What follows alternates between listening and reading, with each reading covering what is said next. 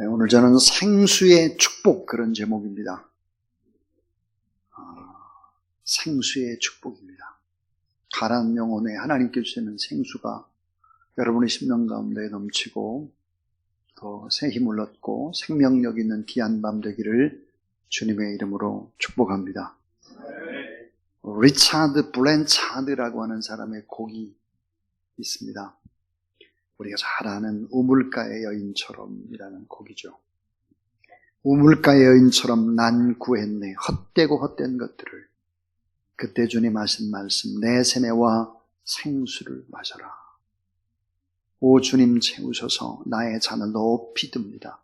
하늘 양식 내게 채워주셔서 넘치도록 채워주셔서. 2절은 이러합니다. 많고 많은 사람들이 찾았었네. 헛되고 헛된 것들을. 주 안에 감추인 법에 세상 것과 난 비길 수 없네. 오 주님 채우셔서 나의 잔을 높이 듭니다. 하늘 양식 내게 채워주셔서 넘치도록 채워주셔서. 3절은 내 친구여 거기서 돌아오라. 내 주의 넓은 품으로. 우리 주님 너를 반겨 그 넓은 품에 안아주시리. 오 주님 채우셔서 나의 잔을 높이 듭니다. 한 양씩 내게 채워주셔서 넘치도록 채워주셔서. 이 찬양의 내용은 수가성 여인의 삶을 요약해 줍니다. 인생의 목마름이 얼마나 참 심하고 갈급했던지 남편을 5번이나 바꿨다. 그래도 만족할 수 없었다. 그럽니다. 이것이 인간의 실존이죠. 모든 것을 다 소유해도 인생은 목마릅니다. 세상에 좋은 것을 가지고 누려도 다 목마르고 허덕거리는 것이 인간이죠. 자, 돈이 있어도, 성공을 해도, 큰 집에 살아도, 일하는 많은 사람들을 거느리고 누리고 살아도, 높은 자리에 올라도, 학문적으로 많이 공부를 해도 인간은 허기지게 되어 있습니다. 인간 안에 있는 근본적인 목마름, 허무함을 메울 길이 없다. 이게 성경의 진리입니다. 근데 우리가 믿는 하나님은 어떤 분일까? 모든 것들을 예비하시고 공급하시고 보호하시고 지키시고 인도하시는 하나님이라는 사실을 믿으시기 바랍니다. 그러나 인간은 계속해서 하나님을 시험합니다. 오늘 본문에 보니까 점점점 인간이 무서워지기 시작하죠. 하나님을 테스트합니다. 이곳에 하나님이 계신지 안 계신지 하나님을 시험하는 거예요. 그리고 원망하고 모세에게 모든 책임을 전가시키고 점점점 심해지고 포악해지고, 그리고 오늘은 엄청난 싸움을 벌이는 것입니다. 싸움을 해서는 안 된 사람하고 싸우는 거예요. 자, 수륙 광야에서 시험을 통과해야 되는데 통과를 하지 못하죠. 마라에 쓴 물, 그래서 원망을 쏟아놓습니다. 원망하는 백성, 기도하는 모세. 결국은 하나님께서 엘리 물 그 옆에다가 준비시켜 놨는데 그것을 모르는 것입니다. 이스라엘 백성들이 엘림에서 참 안식을 누렸습니다. 사막의 오아시스에서 참 쉬고 먹고 배불렀죠. 그러면 어디로 갔느냐? 신광야에 다다랐습니다. 먹을 것이 없어요. 그러니까 하나님의 은혜를 잊어버리고 또 원망하고 불평을 쏟아붓는 거예요. 이때 원망은 하나님을 대적하는 수준이 됩니다. 출애굽기 16장 3절을 보니까 죽겠다고 고래고래 소리를 질렀고, 이스라엘 백성들의 원망의 그 소리를 하나님이 들었다는 소리가 4번이나 기록되고 있습니다. 자, 하나님은 어떤 분이었을까? 이미 먹을 것을 다 준비하고 계세요. 꼭 필요한 것이 뭔지를 다 알아요. 다 계획하고 계세요. 근데 보니까 또 불평, 불만을 하는 것입니다. 만나와 메추라기를 내려주시는 공급자 하나님. 자, 이 공급자 하나님인 것을 잊지 않도록 만나 항아리에 꼭 보관하라 그랬죠. 여러분 따라하세요. 신앙은 기억하는 것입니다. 잊지 않는 거예요. 잊지 않기 위해서 만나 항아리에다가 보관하라 그랬어요. 보관하라. 하나님은 공급하십니다. 뭐든지 다. 근데 이번에는 신광야에서 지나서 어디로 왔느냐? 르비딤에 도착을 합니다. 르비딤에 도착해서 백성들이 물이 없기 때문에 모세와 다투고 있습니다. 자, 모세에게 책임을 전가시키는 거죠. 심지어는 모세가 돌에 맞아 죽을까봐 오늘 본문에 보니까 두려워 떨고 있습니다. 자, 여러분, 모세에게 돌을 던지려고 하는 것은 뭘까요? 하나님을 대적하는 것입니다. 왜 하나님을 대적하는 걸까요? 주의 종을 대적을 하면 그것은 목자는 하나님의 대행자고 생명의 부양자이기 때문에 그렇습니다. 이게 뭘까요? 하나님의 목자를 통해서 사람의 문제를 해결하고 환경의 문제를 해결하고 경제의 문제를 해결하고 건강의 문제를 해결해 주기를 원해요. 그래서 원망하면 안 되는 거예요. 자, 주의 종 모세를 원망하기 시작하면 어떻게 될까요? 사람 문제 해결이 안 돼, 환경 문제 해결이 안 돼, 경제 문제 해결이 안 돼, 건강의 문제 해결이 안 되는 거죠. 불평하면 안 되는 거예요. 그런데 이번에는 모세와 다툴 뿐만 아니라 하나님을 시험했다 그랬습니다. 무서운, 점점점 불신앙이 담대해지고 있는 인간의 무서운 모습들을 봅니다. 자, 여러분, 사람들이 하나님께 주로 구하는 것이 무엇입니까? 여러분, 무엇을 구하나요?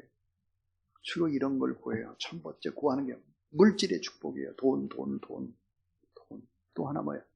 자신의 힘과 능력 달라는 게, 내 힘, 내 능력 주세요. 또 뭐예요? 치유와 회복 이거 주세요. 또 무엇일까요? 눈으로 볼 수 있는 현상, 확실히 눈으로 보고 믿을 수 있는 현상을 내 눈앞에 보여주세요. 이거죠. 근데 하나님은 하나님의 약속을 믿고 그 언약을 붙잡고 기도하기를 원하는 거죠. 그래서 어때요? 위기를 주는 거예요. 그래서 자꾸 어려움을 주는 거예요. 이 어려움이라고 하는 것은 첫 번 테스트에 합격을 해야 돼. 그래야 두 번째 테스트는 그냥 넘어가. 여러분, 첫 번에 이겨야 그 다음 두 번, 세 번째 다 이길 수 있는 거예요. 이 도미노 현상이 일어나는 거죠. 곤경에 빠진 이스라엘 백성들은 하나님을 시험하지만 하나님의 사람 모세는 오늘 본문에 부르짖어 기도하는 것입니다. 출애굽기 17장 4절 5절 포악해지는 인간의 무자비함과 불신앙이 가득해서 하나님의 인도하심을 의심하고 하나님의 계획과 하나님의 능력과 하나님의 공급하심도 의심하는 거예요. 하나님이 여기 계시냐 안 계시냐 시험하는 것입니다. 오늘 본문은 어떤 싸움일까요? 오늘 본문은 인본주의와 신본주의의 싸움인 것입니다. 오늘 본문은 하나님이 준비하신 한 반석의 깨어짐을 통해서 예비하신 생수와 솟구쳐 오르는 것입니다. 우리 이 말씀 속에서 세 가지의 진리를 우리가 배우기를 원합니다. 그 세 가지는 뭘까? 첫 번째는 따라하세요. 희생의 생수. 자, 출애굽기 17장 6절에 보니까 모세에게 하나님의 반석을 치라 그래서 반석을 치라. 아사 핑크라고 하는 유명한 참 귀한 목사님이시죠. 설교도 잘하고 강해도 잘하는 이 아사 핑크가 반석의 깨어짐을, 예수 그리스도의 십자가의 희생, 그 위대함을 생생히 묘사하고 있는 것이 반석이 깨어지고 생수가 솟구치는 것이다 그랬습니다. 반석이 깨어졌습니다. 사도 바울은 이 반석을 무엇이라고 해석했을까? 고린도서 10장 4절에 다 같은 신령한 음료를 마셨으니 이는 그들을 따르는 신령한 반석으로부터 마셨으니 따라하세요. 그 반석은 곧 그리스도시라. 반석이 깨뜨려지면서 생수가 솟구쳤습니다. 이 반석은 무엇일까? 예수 그리스도다 하는 거죠. 하나님은 죽을 수밖에 없는 이스라엘 백성들을 내려쳐버려야 되는데 이스라엘 백성들을 내려치는 데서는 한 바위를 치셨다. 그 바위가 깨어지면서 생수가 솟아나왔다 하는 것입니다. 시편 105편 41절에 보니까 반석을 여신즉 물이 흘러나와 마른 땅에 강같이 흘렀으니 그랬습니다. 요한복음 4장 14절 내가 주는 물을 마시는 자는 영원히 목마르지 아니하리니 내가 주는 물은 그 속에서 영생하도록 솟아나는 샘물이 되리라. 샘물, 생수. 자, 반석을 쳤다라고 하는 것은 바로 예수 그리스도를 쳤다라고 하는 것입니다. 이스라엘 백성들을 쳐야 되는데 자기 아들 예수 그리스도를 치시고 생수가 솟구치게 하셨다. 두 번째입니다. 따라하세요. 은혜의 생수. 자, 이 반석에서 솟구치는 샘물의 중요한 또 하나의 의미는 뭘까? 이 샘물이 하나님의 사랑이고 하나님의 은총이고 하나님의 무한하신 은혜다. 자, 받을 자격이 없는 죄인에게 무한대로 베풀어 주신 하나님의 사랑, 은혜를 모르고 원망, 불평, 일삼고 하나님의 구속 역사를 부인하고 하나님의 종에게 도를 들었던 패역한 백성들에게 채찍과 철퇴를 가해야 하는데 하나님의 백성을 치는 그 대신에 하나님의 아들 그 예수 그리스도를 치셨다. 그래서 샘물, 생수를 값없이 마시게 하셨다. 이것이 바로 구원의 깊은 의미다 하는 거죠. 그래서 에베소 2장 8절 9절 말씀 우리가 잘 아는 말씀을 너희는 그 은혜에 의하여 믿음으로 말미암아 구원을 받았으니 이것은 너희에게서 난 것이 아니요 하나님의 선물이라. 행위에서 난 것이 아니니 이 누구든지 자랑하지 못하게 함이라. 예수 그리스도의 십자가의 희생에 감사하고 구원의 은혜에 감사하고 먹고 마시게 하고 예비하신 축복의 땅으로 인도하신 그 하나님을 찬양하면서 그렇게 인생을 살아야 된다 하는 거예요. 마지막 세 번째는 따라하세요. 풍성한 생수. 자, 하나님의 축복은 언제나 지내보면 압니다. 지내고 나서 보면 다 은혜였고 다 풍성했고. 자, 반석을 여신즉 물이 흘러나와 마른 땅에 따라하세요. 강같이 흘렀더라. 자, 여러분 이 반석에서 솟아난 물은 한 두레박, 두 데라박의 마중물이 아닙니다. 루비딤 일대를 모두 다 적시는 강물이었다. 풍성한 샘이 솟구쳐 올라왔고 물줄기가 하늘로 솟구쳤다는 것입니다. 가까스로 홀짝홀짝 목을 축이는 것이 아니에요. 행복의 강수에서 헤엄칠 수 있도록 하나님은 그렇게 복을 주시기를 원하죠. 자, 요한복음 10장 10절에 내가 온 것은 양으로 생명을 얻게 하고 따라하세요. 더 풍성히 얻게 하려는 것이라. 예수님이 이 땅에 오신 목적이 뭘까? 풍성함을 누리는 거예요. 풍성함. 그래서 행복하게 하나님을 찬미하고 영원한 하나님의 나라를 바라보면서 기뻐 뛰고 즐거워하고 이게 예수 그리스도가 이 땅에 오신 목적이다 하는 거예요. 저는 이제 설교를 마치면서 신앙의 원리 가운데 너무너무 중요한 원리 하나를 여러분이 꼭 기억하기를 원합니다. 그게 뭘까요? 우리가 한 번 이기면 그 다음은 계속 이긴다는 거예요. 신앙은 참 이상스럽습니다. 한 번 이기면 그 다음에는 다 이겨요. 신앙은. 근데 한 번 지면 계속 져요. 수룩 광야에서 불평불만했잖아요. 마라 때문에. 신 광야에서 또 불평불만했잖아요. 만나 때문에. 오늘 르비딤에서는 여러분 원망 불평이 아니라 하나님을 시험하고 하나님의 종을 돌로 쳐 죽이려고 하고 이게 뭐죠 여러분? 한 번 넘어지면 그 다음에 계속 넘어지는 거예요. 계속 신앙은. 그래서 신앙이라 그러면 어떤 일들이 여러분 생길 때 뒤로 물러서면 안 돼요. 신앙은.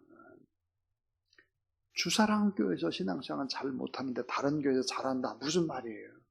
절대로 못합니다. 절대로. 그렇게 안 되게 돼 있어요. 안 되게 돼 있어요. 여기서 잘해야 됩니다. 여기서 잘해야 선교지 가도 잘하고 어디 가도 잘하는 거예요. 신앙은 그런 거다. 한 번 넘어지면 그 때문에 계속 넘어진다. 전 지금까지 신앙생활을 하면서 목회자로서 한 교회를 오랫동안 이렇게 있었기 때문에 참 많은 사람들의 몫의 인생을 대신 삽니다. 신앙생활을 하다가 다른 교회에서 막 몰려와요. 20명씩 몰려왔다가 그 사람들이 어떻게 될까? 한 10년쯤 보면 다 빠졌어요. 그냥 빠진 게 교회를 막 휘젓고 빠졌어요. 참 안타깝죠. 그럼 여기서 그러면 휘젓고 나가면 또 다른 교회는 어떡하? 그 교회에 또 막 휘젓고 돌아다녀요.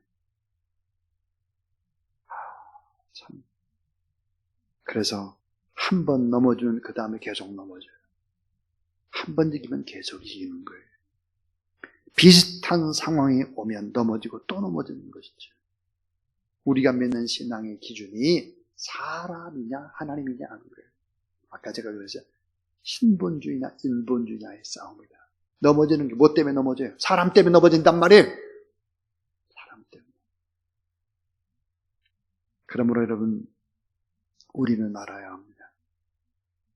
오늘 반드시 그래서 이 밤에 우리가 뜨겁게 간절히 기도하고 이 밤에 이겨야 내일 또 모레도 계속 이길 수 있는.